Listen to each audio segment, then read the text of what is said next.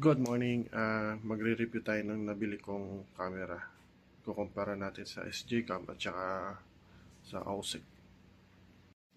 So dito, ang gamit ko dito ay SJ-Cam. Tapos basag yung boses ko, tapos masyado malakas yung noise ng hangin. Tsaka kasi open face tayo na helmet. Kaya i-reduce ko lang yung volume. So ang hirap niya pang i-edit. So tingnan natin to. Ito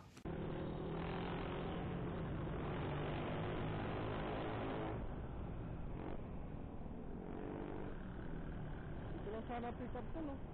Ano yan?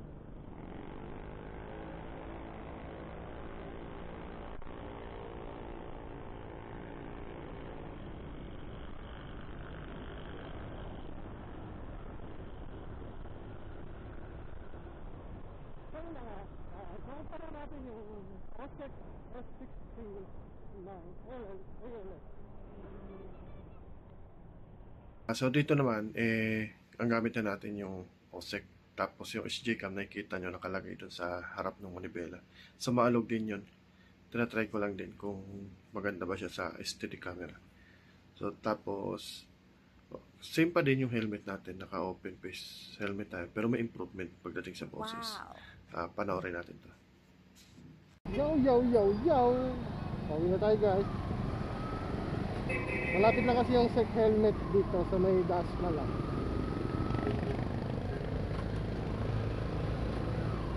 Sayang, wala tayong previous na bag. Dito tayo binigyan.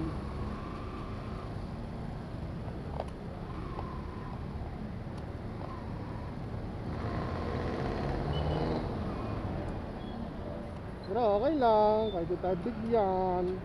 Ang ganda. Ang ulan ah.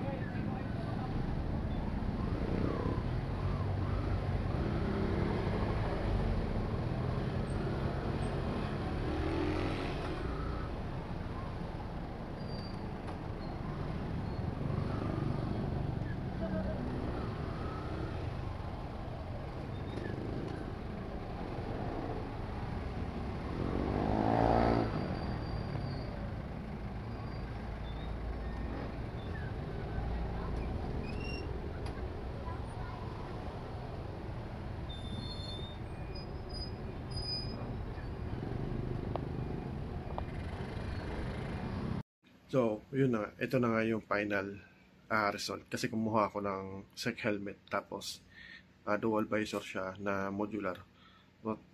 Tapos yung voice natin medyo kulog. Kaya pati yung hininga ko naririnig natin kasi ang lakas sumagap nung mic na yun. So may paraan para mapaliit yun. Sa susunod na siguro na vlog. So for review lang naman ito. Kaya hinayaan ko na lang muna marinig yung hininga ko. Hindi ko pa ini-edit.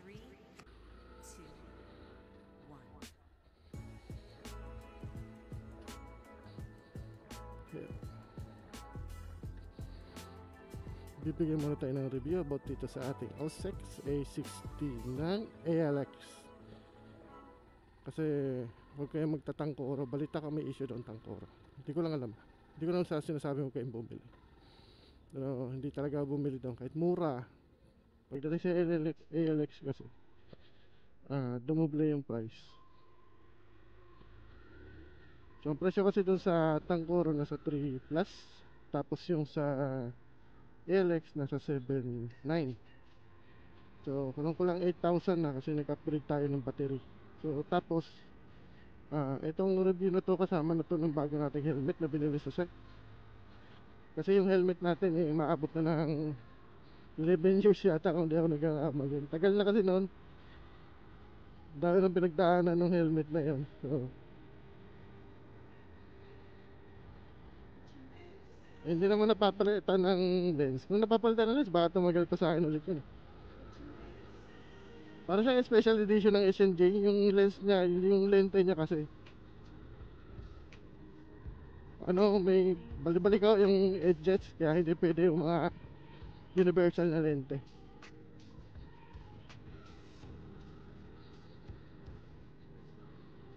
So ayan, ako nandiyan sa nakabili tayo ng SEC helmet. Kaya ito paano. Tapos isang ikot lang tayo dito ngayon kasi re-review lang natin siya. Wala ka ang dala na siya pala. Kalimutan ko sa bag ko. Kaya dito lang tayo sa loob ng subdivision mag-iikot-ikot. Ito yung normal na takbuhan lang, takbong pogi lang ba? Kahit hindi naman pogi. So, check natin kung naririnig niyo yung boses ko, kung malinaw ba. Tapos, naka-close visor pala tayo kanina. So, ngayon, o-open ko yung visor natin. So, ito naman yung sample na naka-open visor. Hindi ko alam kung gaano siya kalinaw, or kaingay, or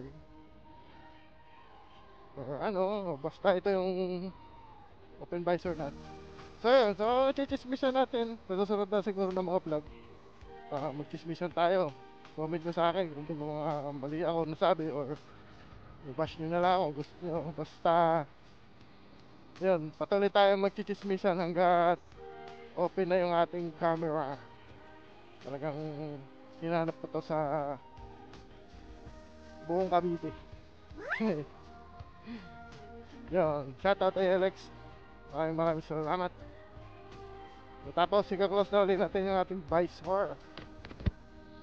So ayan, ang specs pala ng sec natin, ang mga previous pala natin, meron na siyang kasamang pag, anti-pag. Na-expect ako refreshener walang binigay. Pero okay lang. May binigay namang tumbler. So, tapos may pre-lens na rin syempre. Ay, kabulol-bulol na. Tapos, gusto nyo ba pumunta doon?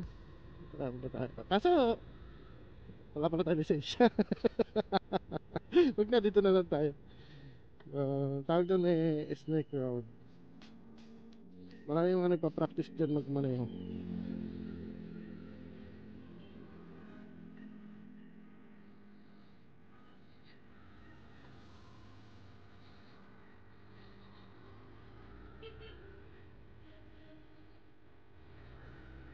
So let's go. Pauwi na tayo guys. So, ito ang ating motor review. Motor review. Camera and helmet review. Nice. Yeah. So, ayun guys, sana nagustuhan nyo ang ating review. At aking maliligo na dahil kay gising ko lang. Pupunta ako ng Las Piñas. Ayun, yung mga wrong mistake natin sa mga trial ng camera natin. Sana makorek na natin sa susunod na mga video. So, shoutout kay PWD at Chinoy Gamers. Ayun. Chinoy Gamers. Chinoy Gamers. PWD Chinoy Gamers. Ayan, hanapin nyo lang sa YouTube. Sana supportahan nyo siya kasi yun. Yun lang ang paraan para makatulong siya sa kanyang ina. Tapos, yun lang din yung paraan niya para mabuhay ng maayos. Kumbaga, PWD kasi hindi siya makalakad. So, parang doon na lang umiikot yung mundo niya sa pag-games. So, why not? So, diba? Matulungan niyo siya sana. Yun. Maraming salamat. So, ayun, pag-subscribe, malaking tulong na yun. Sana subscribe kayo. Maraming salamat sa inyo lahat. Hanggang dito na lang. Wow!